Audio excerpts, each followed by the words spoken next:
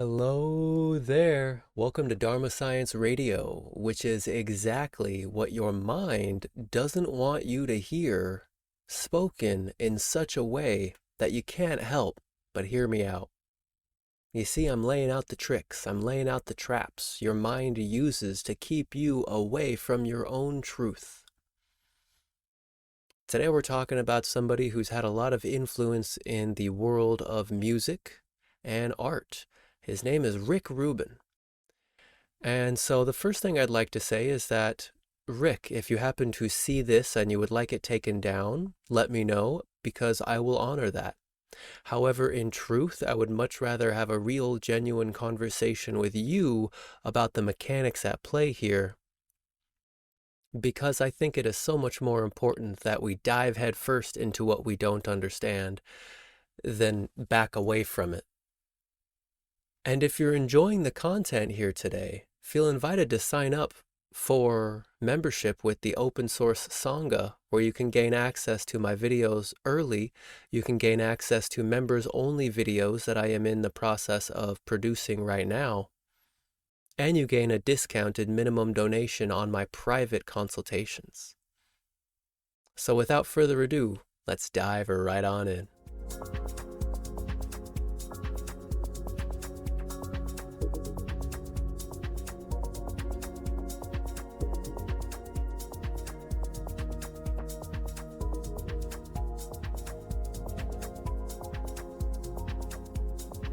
So the first thing I'd like to say is that we're dealing with a 3-5 emotional inner authority generator.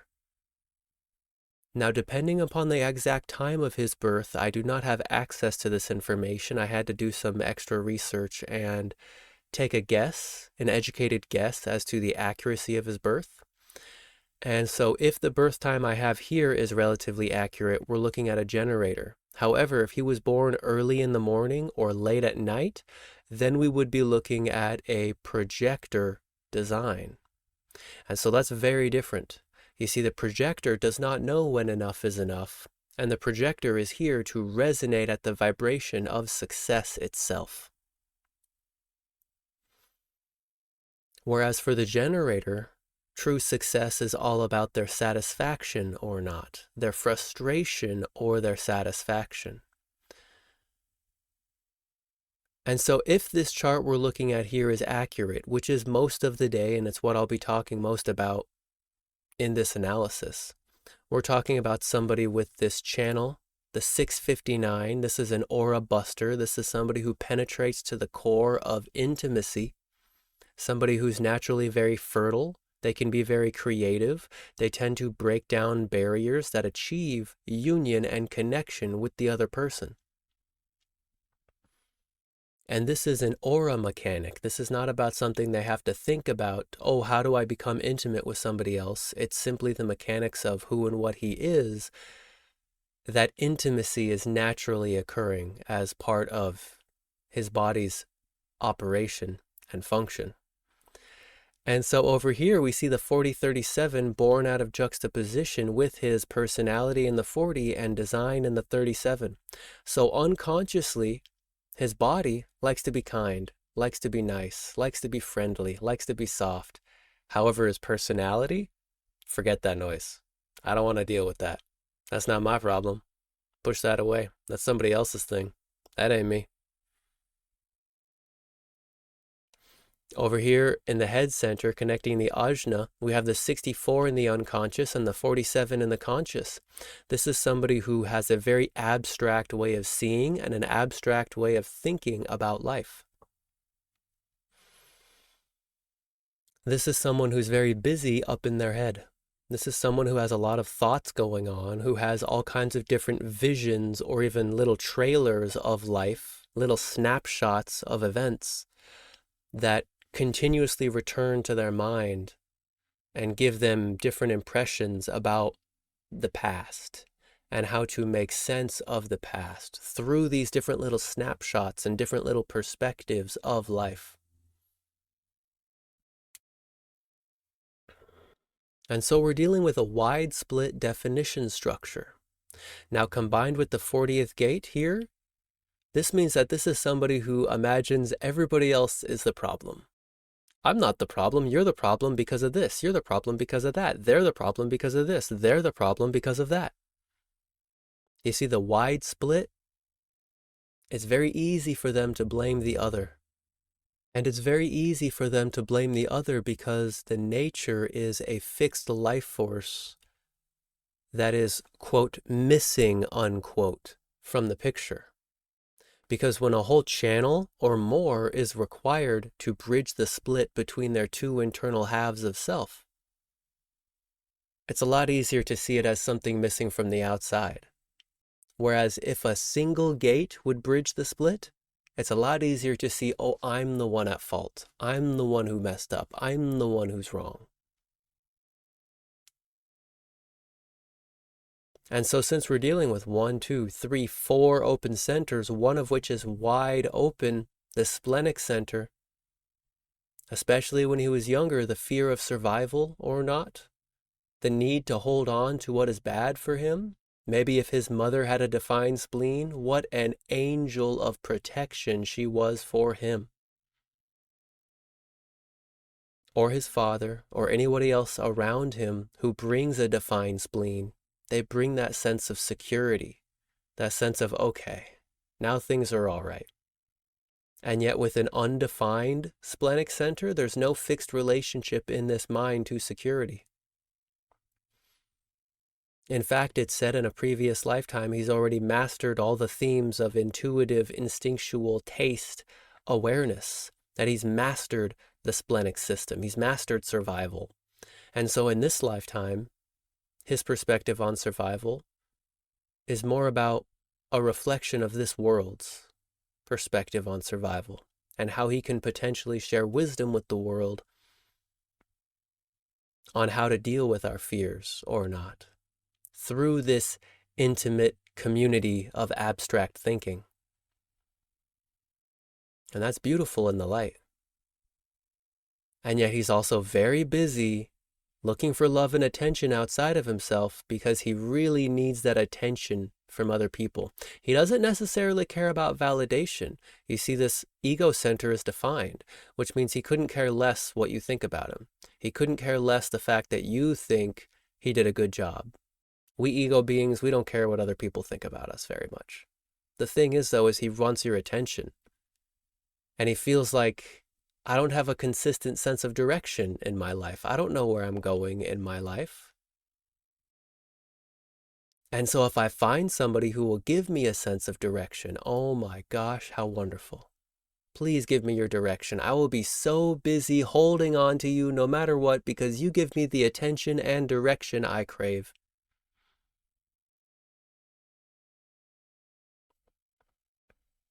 This is the fundamental not-self of Rick's mind, is that give me your attention, give me your direction so that I can hold on to it and be very busy. You know, this 60th gate, I'll be very busy working with the limitations. This 19th gate, I'll be very busy providing the needs or being needy about things. This 41st gate, I'll be very busy with my own fantasies, my own desires. Here in the 10, I'll be very busy witnessing my body behave in different ways. You see this you see this 10th gate in the 4th line with the 4th color. Who knows if it's really a 4th color or not because of the birth time. However, we're looking at the opportunist with a detriment, the acceptance of norms until a successful transformation can be engendered. In detriment, opportunism as a game and or mental exercise, altering one's behavioral patterns in order to take advantage of opportunities. So it comes through in his voice that he's opportunistic and he's willing to change the game and he's willing to change his behaviors in order to make the most of whatever opportunity arises. And it's not necessarily coming from his thinking mind. His thinking mind is basically that 47 is all that he has conscious access to in his personality earth. This self-oppression. You see, how can I oppress myself to make sense of the past?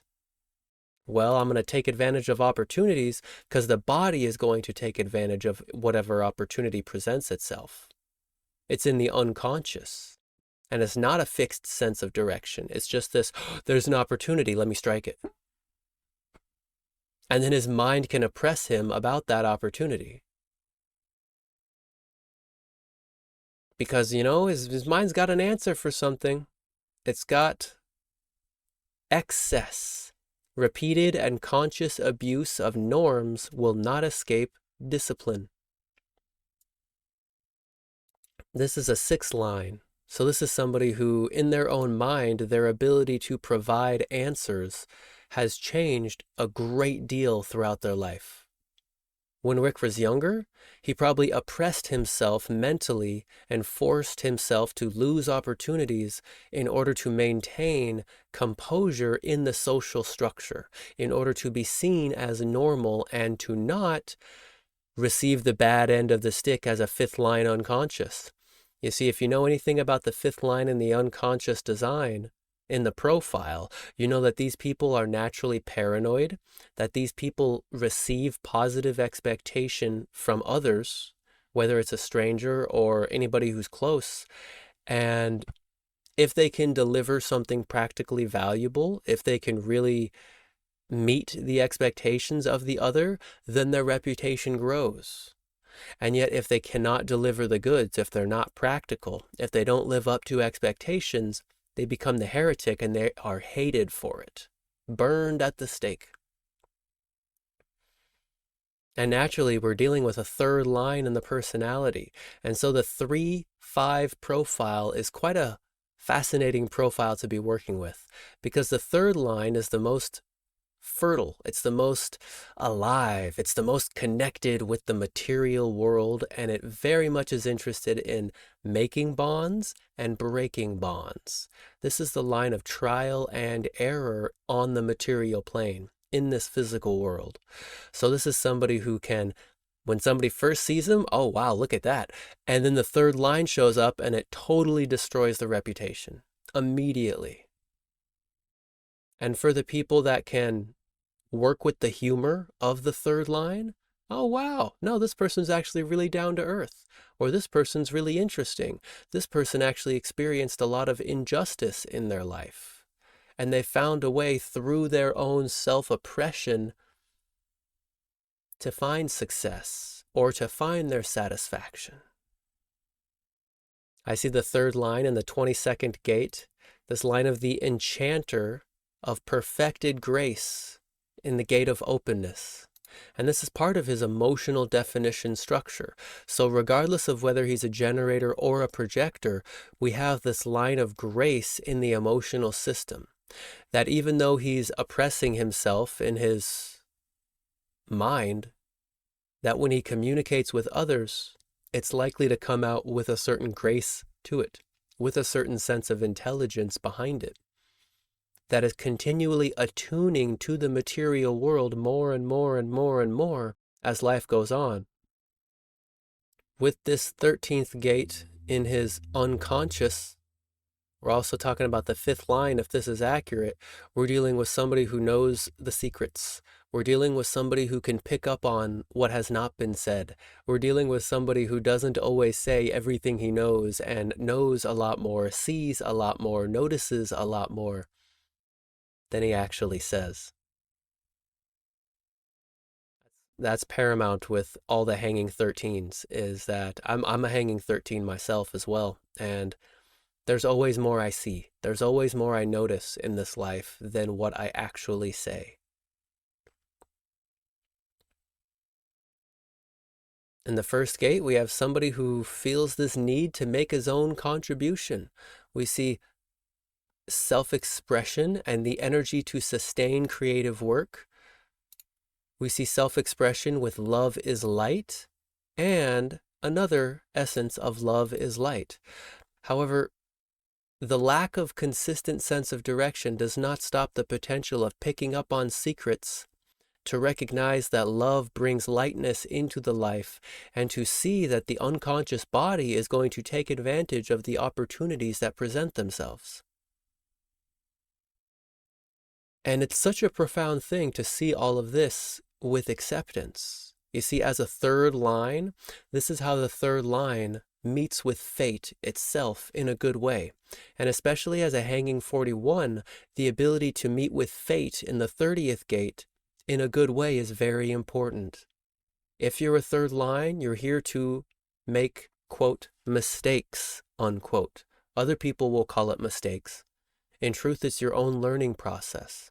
It's your own ability to find a new way to do something wrong and to learn what happens in that circumstance. There is such a rich attunement to the physical world that happens in a third line being because we experience firsthand how things can go wrong and be completely okay in the end. Because we get up again and we get up again, no matter how many times we're knocked down. And yet with a fifth line in the unconscious, it's all about the reputation. Famous or infamous? Do people really respect and honor his perspective or not? And being that he became such a big star as he did, obviously he found some success. He's found some satisfaction in his life.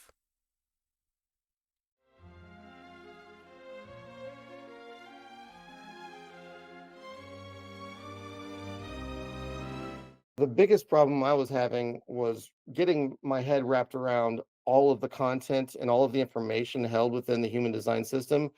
Ian really made it simple for me to engage my curiosity for one, but made it approachable enough to where I felt like I could immediately get value out of the conversation and immediately start applying things to my day-to-day life where it didn't seem like some big puzzle I had to solve. It was an immediate solution to something that I was dealing with in my life. How am I going to apply this with any sense of reality? And he made it so simple and so easy that I have now been on another year and a half since that first meeting with him and my first introduction into human design. And it has really given my overall life experience and the quality of my conscious experience a great boost, and overall something I would highly recommend to anyone else that's early on in their years or even months sometimes, like I was at human design. I've been following Ian for about a year now, and I got the chance to work with him recently.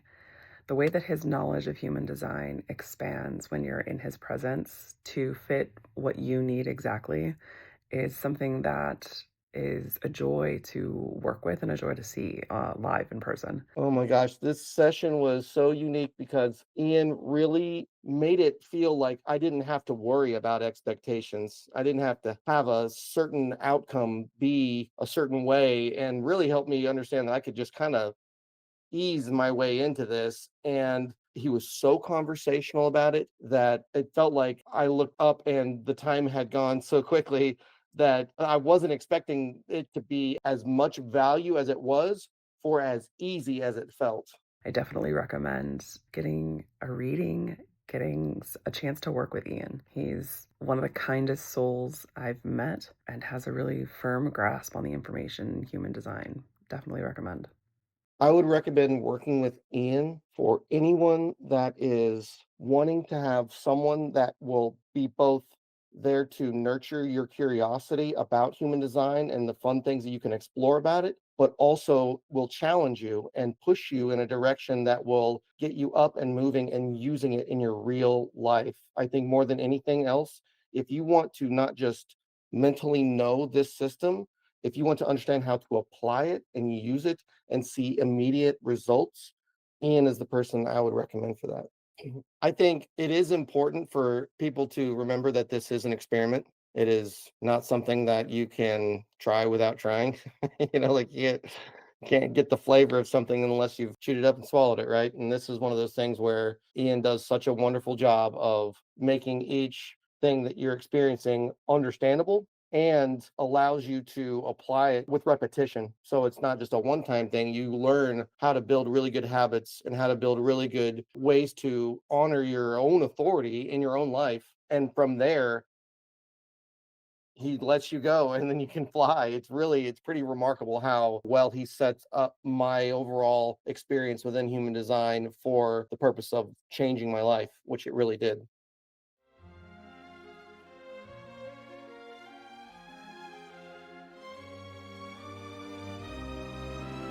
And so a question for all of you that know something about this gentleman, either personally or transpersonally, socially or parasocially. Does he seem like a gorilla in his work? Does he seem like he has this quality that naturally kind of takes charge of what he's doing, in a sense? Because we already know he's got grace. Grace is really something that's flying through, shining through his personality sun. However, in his unconscious, there is self-oppression. Is his mind focusing through guerrilla tactics? Can he be brash at the same time? Or not? This would be a good way to look at the accuracy of this birth time or not. I see here in the 31st gate in his undefined throat, personality Mars is about the intent of his leadership and the intent of his influence, his own sense of purpose. So if you're somebody who listens to him, if you're somebody who knows about Rick, you might notice that he's bringing a shift to the whole nature of intent and purpose. What does it mean to have purpose in this life? What is life actually about? And so that's about all I have on Rick today. I hope you've enjoyed the show. It's interesting for me to explore a chart like this wherein I don't feel very confident at all about the birth time. I definitely prefer to have the most accurate birth time as possible. There's so much information within the human design system that becomes less and less clear the less accurate the birth time is. At any rate, it's good exercise for me. If you have anybody you'd like to hear me talk about, feel free to let me know in a comment down below, or even send a super chat or otherwise donation, and I will definitely consider your request. If we can find accurate birth time, then I'll be really lit up to do the analysis. So I hope you're having a wonderful day. Take care. Bye for now.